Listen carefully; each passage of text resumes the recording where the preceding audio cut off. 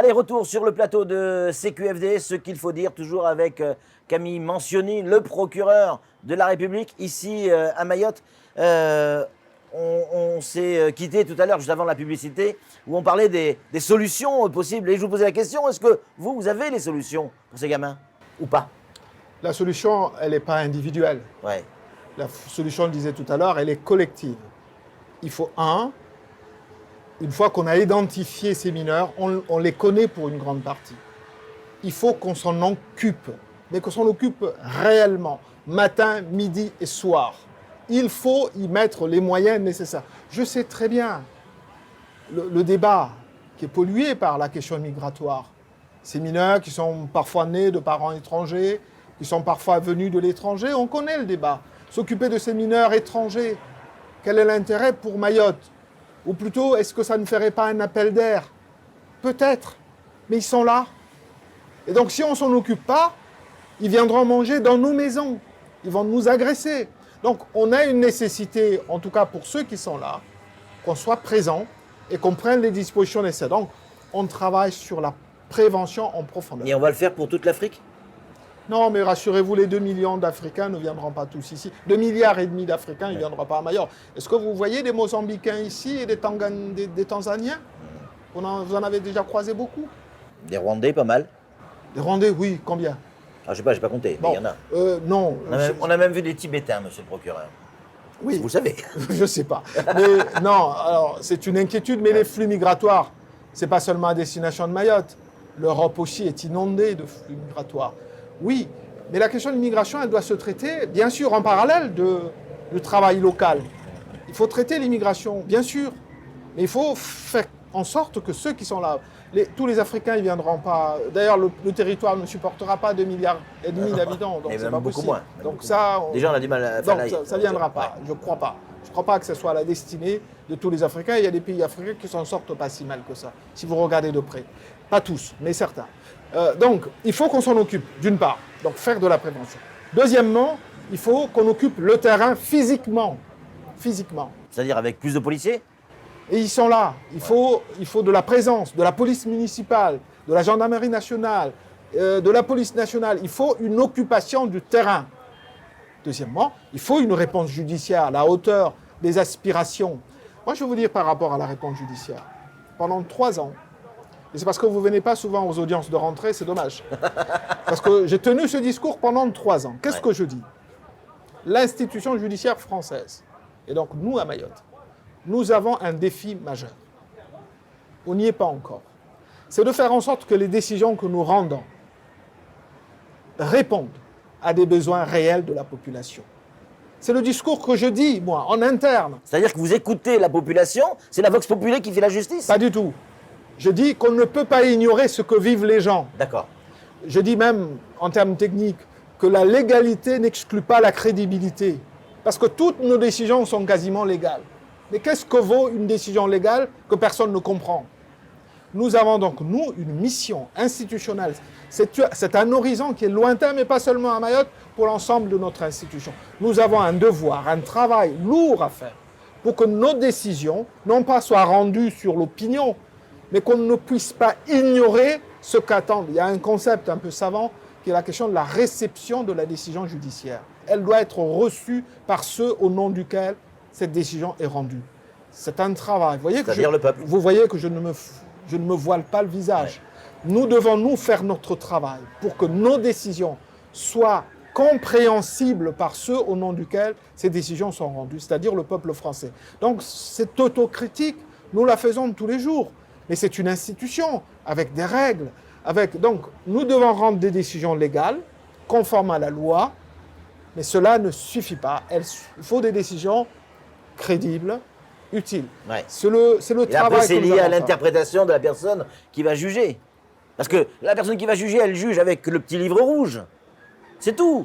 C'est de la technique, la justice, souvent. C'est de la technique. Mais derrière des dossiers, derrière des numéros de dossiers, comme vous le disiez à l'instant, avec d'autres mots, il y a des êtres humains qui souffrent. C'est exactement ce que je viens de vous dire. C'est ça. C'est-à-dire qu'il faut une décision légale, conforme au livre rouge, ouais.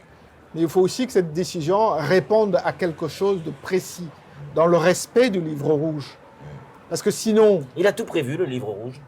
Quand on dit livre rouge, c'est le code pénal, évidemment. oui, il a pratiquement tout prévu. Ouais. Pratiquement. En tout cas, on a ce qu'il faut. Ouais. D'ailleurs, vous savez, il y a quelques années, il était tout petit comme ça. Ouais. Maintenant, il est comme ça. Ouais.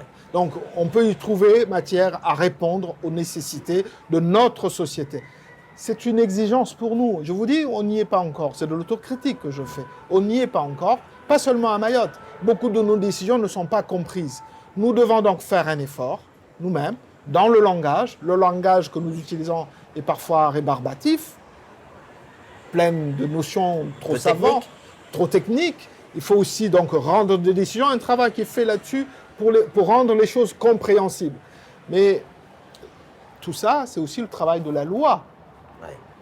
Parce que le juge ne fait qu'appliquer la loi. Il faut déjà que le travail parlementaire, législatif, soit lui-même. Eh, parce que c'est ça, il faut le rappeler aussi, que ces lois, c'est pas vous qui les décidez, ce sont nos parlementaires qui les votent, qui les écrivent, qui les pensent et qui les votent. Mais par Est-ce que ça vous est déjà arrivé de juger quelqu'un par rapport à une loi existante, c'est la loi, et vous vous dites, ça serait bien de la changer, cette loi, elle est pas très juste. Mais non, parce que moi, j'ai prêté un serment. Eh oui, C'est serment de loyauté. Et la loyauté, d'abord, c'est vis-à-vis de la loi. ouais. Donc le petit livre rouge, C'est mon chemin. ouais, Tant qu'elle est là, c'est celle-là qu'on applique. bien sûr. Et rien d'autre.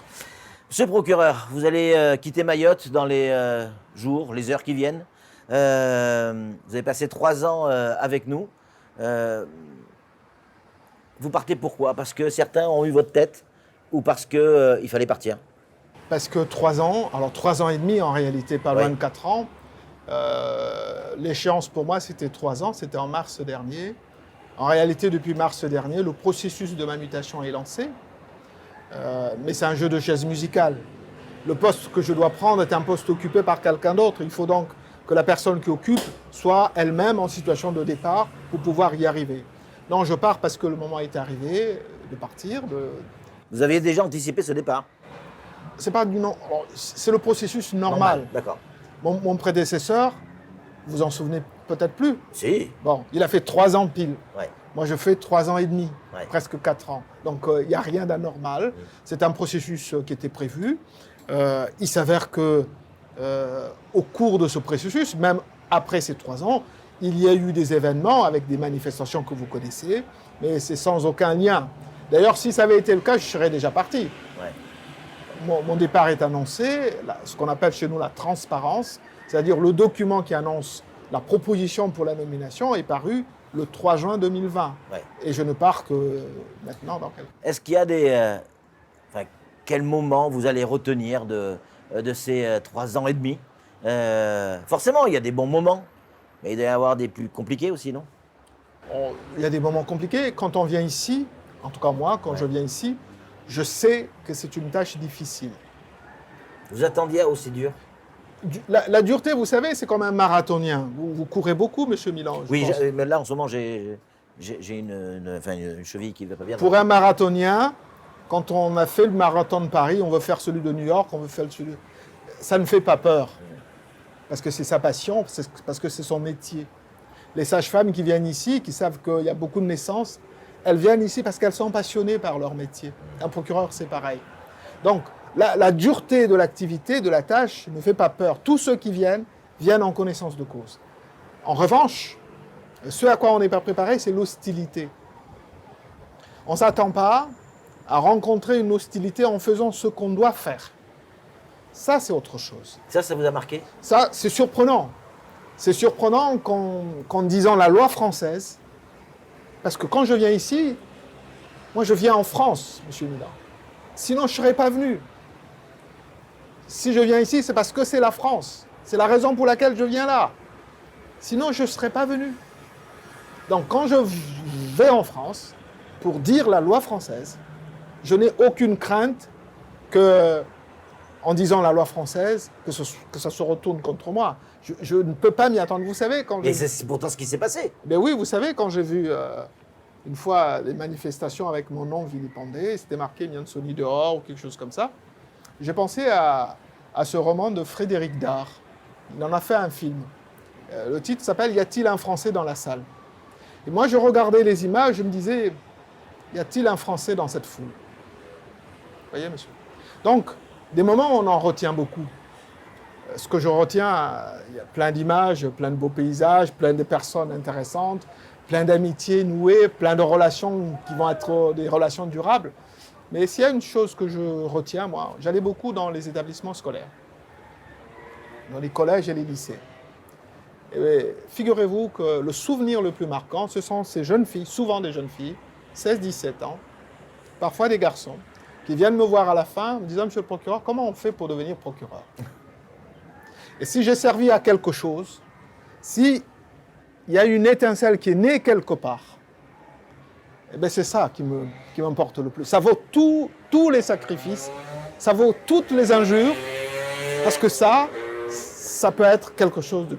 Et vous arrivez à les avaler, ces injures, ces moments, parce que j'imagine non, parce que je ne l'ai pas vécu, mais quand on voit son nom sur des pancartes, mentionné dehors, les insultes sur Internet, pardon, mais on a vu certaines personnes, notamment une certaine Katari Lawson, qui, sur Internet, nous on le dit sur Poésie, pas grave, qui insulte, qui vous insulte, mais lourdement.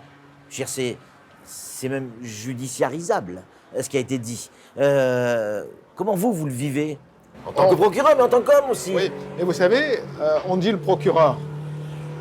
Le procureur, c'est une personne qui l'incarne, mais c'est aussi d'autres personnes derrière. Parce que les décisions dont on parle... C'est toute une profession, en fait. Hein. Les décisions dont on parle, elles ne sont pas toutes prises par moi personnellement. Ouais. J'ai des substituts de procureur qui encaissent derrière. Et moi, j'ai le devoir d'être devant et d'essayer... et de prendre les coups. De les protéger un peu. Donc, ce n'est pas seulement moi qui encaisse. C'est aussi les collègues avec qui je travaille. Mais c'est aussi la famille. Parce que moi, j'ai vécu ici avec ma famille, avec mon épouse et mes 2 enfants, mes 2 filles. Donc, c'est tout le monde qui encaisse tout cela. Et c'est plus facile d'encaisser quand vous êtes responsable de quelque chose. Quand on vous reproche un fait, un comportement. Moi, on ne me reproche pas un comportement. Hein. Je n'ai pas commis un acte, je n'ai pas été désagréable, je n'ai pas été méchant, je n'ai pas... Qu'est-ce qu'on vous a reproché alors? Je ne sais pas. Ça a été écrit sur certaines pancartes? Oui. La couleur? Oui, sans doute. Mais c'est un peu absurde, non? À l'époque où on vit, oui. C'est un peu absurde. On ne peut pas retenir ça, c'est pas possible. C'est clair. Donc oui, sur l'instant, c'est désagréable. Je vous dis, quand je regarde ces pancartes, je me dis, mais est-ce qu'il y a des Français parmi eux? Mais ce n'est qu'une péripétie dans une... Alors je m'en serais passé, je vous assure. C'est pas réjouissant, c'est pas une gloire, je ne suis pas heureux d'avoir été insulté, absolument. Mais c'est une péripétie dans une vie professionnelle qui marque, mais qu'une parenthèse qui va passer. Vous reviendrez en vacances ici à Mayotte? Probablement. Ah Probablement. Mais la France est multiple, la France a beaucoup d'autres territoires, il faut aussi les découvrir. Mais moi, je pars d'ici sans amertume ni regret. Vous voyez? Sans amertume ni regret. Si c'était à refaire, je le referais. Revenir travailler ici parce qu'il y a des choses à construire. On a essayé de construire des choses. Il y a des choses visibles, il y en a d'autres qui ne sont pas visibles. Vous savez, nous avons une juridiction qui est jeune.